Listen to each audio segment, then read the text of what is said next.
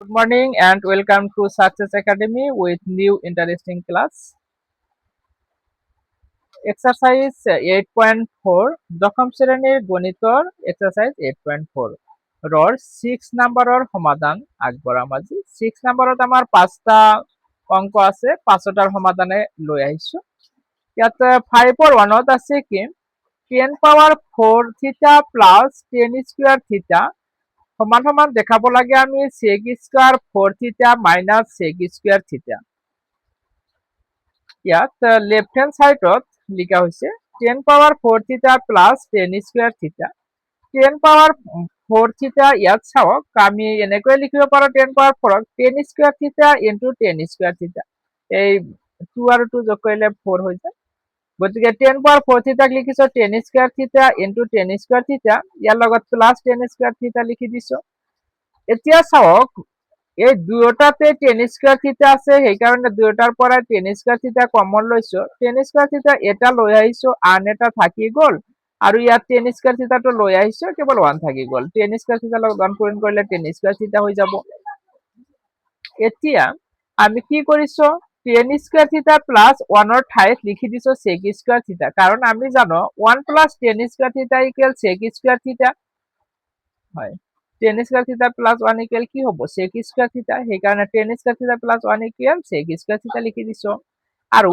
ইটোৰ পৰা লিখিব পাৰো চাওক 10 স্কয়াৰ থিটাটো যদি ইফালে ৰাখি দিও 1 টো ইফালে লৈ গলে 10 স্কয়ার থিটা ইকুয়াল sec স্কয়ার থিটা মাইনাস 1 হৈ যাব গতিকে 10 স্কয়ার থিটাৰ ঠাইত ইয়াত লিখি দিছো sec স্কয়ার থিটা মাইনাস 1 এতিয়া হয় কি লিখছে sec স্কয়ার থিটা মাইনাস 1 কোৰ পৰা আহিল সব 10 স্কয়ার থিটা যে আছে তার তলতে লিখি দিছো sec স্কয়ার থিটা মাইনাস 1 ইয়াত সব 10 স্কয়ার থিটাৰ সমান সমান sec স্কয়াৰ থিটা মাইনাস 1 আছে তাৰপিছত কি কৰিছো এই sec স্কয়াৰ থিটাৰে এই ব্ৰেকেটৰ ভিতৰৰ দুয়োটা পদকে পূৰণ কৰি দিছো sec স্কয়াৰ থিটাৰ লগত sec স্কয়াৰ থিটা পূৰণ কৰি দিলে 2 আৰু 2 4 হৈ যাব sec স্কয়াৰ 4 থিটা হ'ব আৰু sec স্কয়াৰ থিটা 1 এৰে পূৰণ কৰিলে sec স্কয়ার থিটাই থাকিব আমাক রাইট হ্যান্ড সাইড এটো দেখাব দিছিল এটো আহি গৈছে গতিকে লেফট হ্যান্ড সাইড আমার কমপ্লিট হল 1 নাম্বারটো 6 ৰ 2 নাম্বাৰ লৈ আগবাৰো 6 ৰ 2 নাম্বাৰত লেফট হ্যান্ড সাইডত আছে এখিনি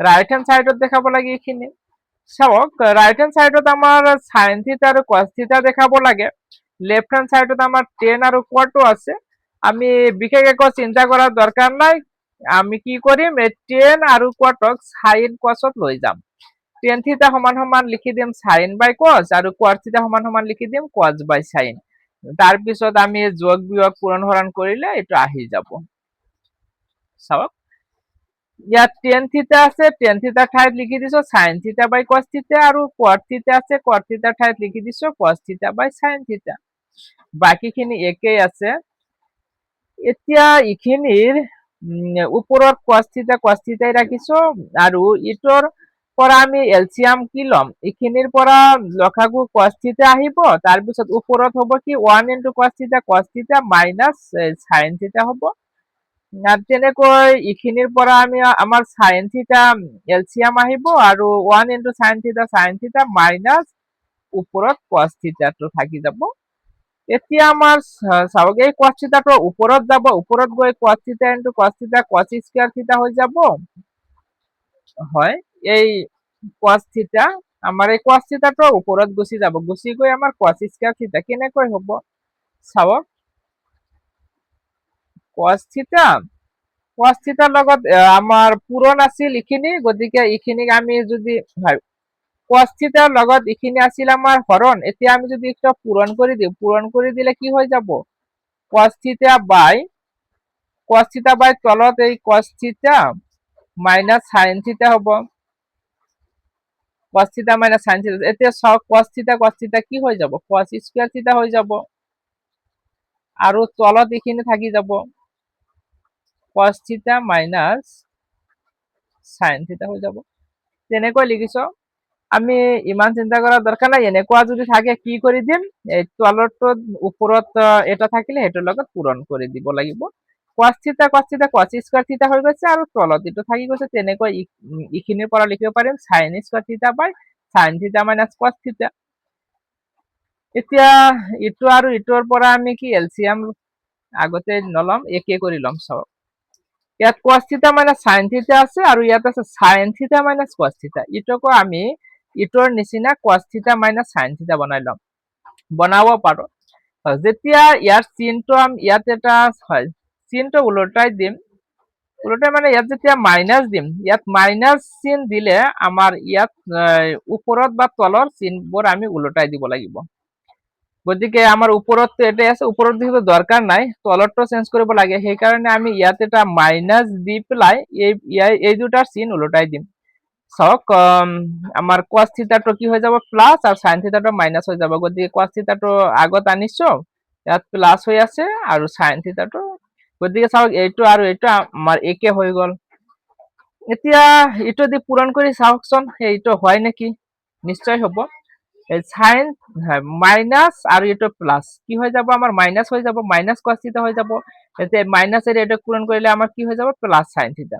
চাওকচোন প্লাস sin থিটা আছে না, প্লাস sin থিটা আছে, আৰু এইটোৰে এইটো মাইনাসেৰে এইটো পূৰণ কৰিলে কি হ'ব মাইনাস cos থিটা, মাইনাস cos থিটাই আছিল।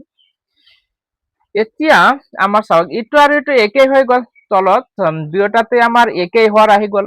গতিকে ইয়াৰ এটা ললে আমাৰ হৈ যাব লসাগু, লসাগু যিকোনো এটা হ'ব। গতিকে আমাৰ ইখিনি যেহেতু লৈ আহিছো, গতিকে আমাৰ ওপৰৰ খিনি হ'ব কেৱল cos স্কয়াৰ থিটা, মাইনাস আছে মাইনাস, এটো sin স্কয়াৰ থিটা হ'ব। তাৰপিছত চাওক এ স্কয়াৰ মাইনাস বি স্কয়াৰেৰ সূত্ৰত পৰিছে না নাই, নিশ্চয় পৰিছে। এ স্কয়াৰ মাইনাস বি স্কয়াৰ থাকিলে আমি কি কৰিছো, এ স্কয়াৰ মাইনাস বি স্কয়াৰ থাকিলে আমি লিখিব পাৰিম এ মাইনাস বি তাৰপিছত ইনটু এ প্লাস বি, এটো লিখিব পাৰো। গতিকে এটো চাওক এর ঠাইত আমার cos স্কয়ার আছে, বি ঠাইত আছে sin স্কয়ার, গতিকে আমি cos থিটা মাইনাস sin থিটা তাৰপিছত cos থিটা প্লাস sin থিটা ইয়াৰ পৰা লিখিব পাৰো। আৰু তলত আমাৰ cos থিটা মাইনাস sin থিটা আছে। এতিয়া এটো ক্যান্সেল গল, থাকিল আমাৰ কি কেৱল cos থিটা প্লাস sin থিটা।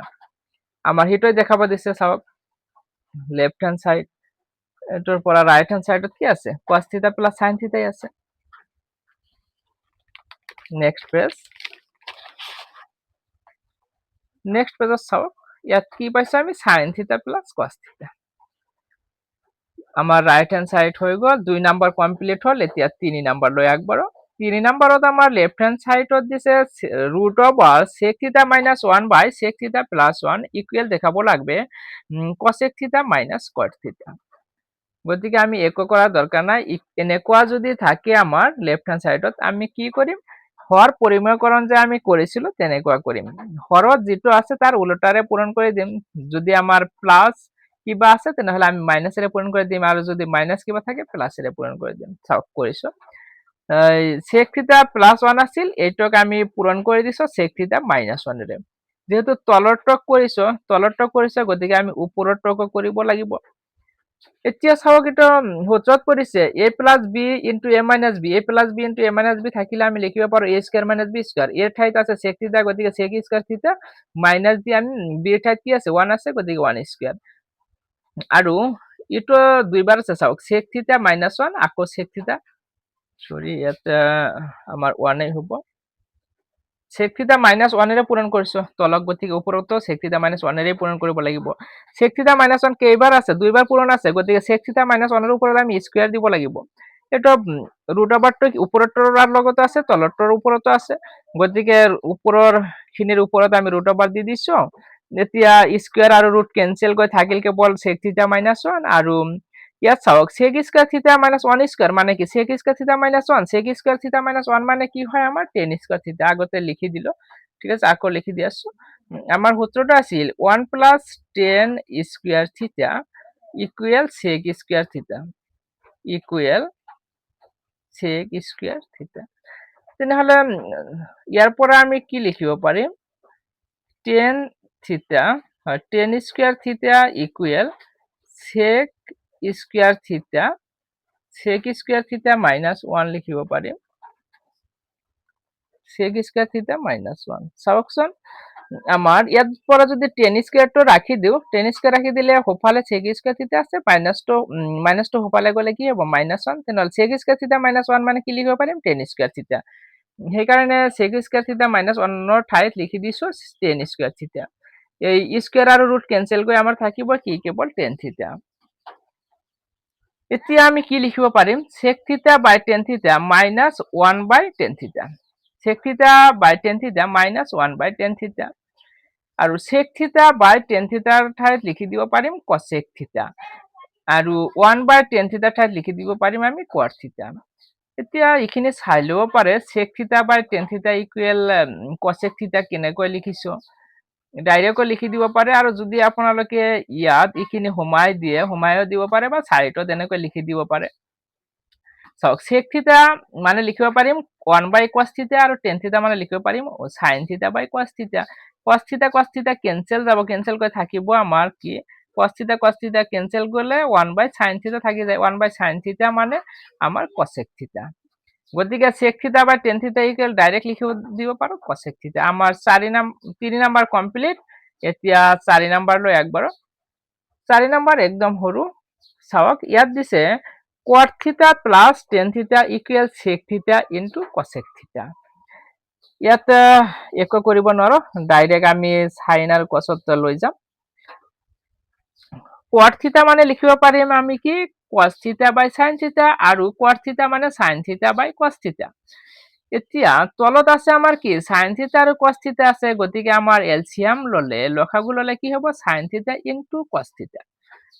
এতিয়া চাওকচোন এইটোৰ লগত এইটো পূৰণ হ'ব, cos থিটাৰ লগত cos থিটা পূৰণ হলে cos স্কয়াৰ থিটা প্লাস sin থিটাৰ লগত sin থিটা পূৰণ হয় আমাৰ sin স্কয়াৰ থিটা।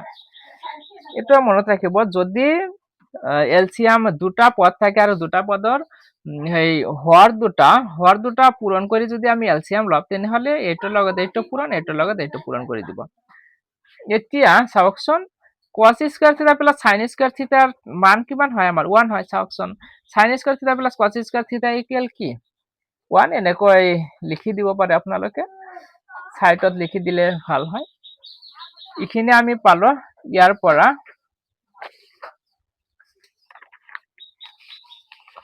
আমি এনেকৈ লিখিব পাৰিম আমাৰ আছিল কি সেইটো লাইনত 1/sin থিটা ইনটু cos থিটা এনেকুৱা আছিল। 1/sin থিটা ইনটু cos থিটাৰ পৰা আমি লিখিব পাৰো 1/sin থিটা ইনটু 1/cos থিটা। এই 1টো সাইনৰ ওপৰতো আছে আমাৰ cosৰ ওপৰতো আছে। এতিয়া 1/sin থিটা মানে আমি জানো cosec থিটা, আৰু 1/cos থিটা মানে sec থিটা। এইটো এনেকৈ থৈ দিব পাৰে বা সজাই secটো আগত cosecটো পিছত, একেই কথা। পূৰণত আমি আগত পিছত লিখিব পাৰো, পূৰণ আৰু যোগত আমি অগা পিছাকৈ লিখিব পাৰো। আমাৰ এইখিনি হৈছে 4 নম্বৰৰ সমাধান। এতিয়া 5 নম্বৰলৈ একবাৰ। 5 নম্বৰত কি আছে 1/1 plus sin theta plus 1/1 minus sin theta equal to cos sec square theta দেখাব লাগে, কিতাপত প্ৰিন্টিং মিছ আছে। এতিয়া লেফট হ্যান্ড সাইড ইকুৱেল আমি কি কৰিম একো কৰিব দৰকাৰ নাই আমাৰ, এই যি দুটা আছে এই দুটা আমি এলসিয়াম লম। 1 প্লাস sin থিটাৰ লগত 1 মাইনাস sin থিটা পূৰণ কৰি দিম, পূৰণ কৰি দিলে আমাৰ কি হৈ যাব 1ৰ লগত ইটো পূৰণ আৰু 1ৰ লগত ইটো পূৰণ। আমি কৰি দিছো 1 into 1 minus sin থিটা প্লাস 1 into 1 plus sin থিটা। sin থিটা কেনসেল গৈ ওপৰত থাকিলে আমাৰ 2, আৰু তলত চাওক যেটো a plus b into a minus b সূত্ৰত পৰিছে, তেনেহলে তেনেকুৱা থাকিলে a square minus b square লিখো, a মানে 1 আছে গতিকে 1 square minus sin square থিটা হৈ গল। এতিয়া 1 square মানে 1, sin square মানে sin square থাকিব। 1 minus sin square equal লিখিব পাৰিম আমি cos square। ইয়াত সাইডত লিখি থৈ দিছো, যেহেতু sin square plus cos square equal 1, গতিকে ইয়াৰ পৰা লিখিব পাৰো cos square theta equal 1 minus sin square theta। তেনেহলে 1 minus sin square theta ঠাইত আমি cos square theta লিখিব নোৱাৰো নেকি? 1 minus sin square theta equal cos square theta। ইটোক আমি এনেকৈ লিখিব পাৰিম 2 into 1 by cos square theta। 2 by cos square থিটাক লিখিব পাৰো 2 ইনটু 1 বাই cos স্কয়ার থিটা। 1 বাই cos স্কয়ার থিটা মানে কি sec স্কয়ার থিটা। আমার রাইট হ্যান্ড সাইড আছে লিখি নিয়াই, আমার কমপ্লিট হৈ গল। Thank U. ভিডিওটো ভাল লাগিলে লাইক কমেন্ট এন্ড শ্বেয়াৰ কৰি দিব, আৰু আপোনালোকক যদি বেলেগ কোনো লেসনৰ ভিডিও লাগে তেনেহলে কমেন্ট কৰি জনাব। আপোনালোকক যিকোনো ক্লাছৰ যিকোনো সাবজেক্টৰ যিকোনো লেসনৰ ভিডিও লাগিলে জনাব প্লিজ।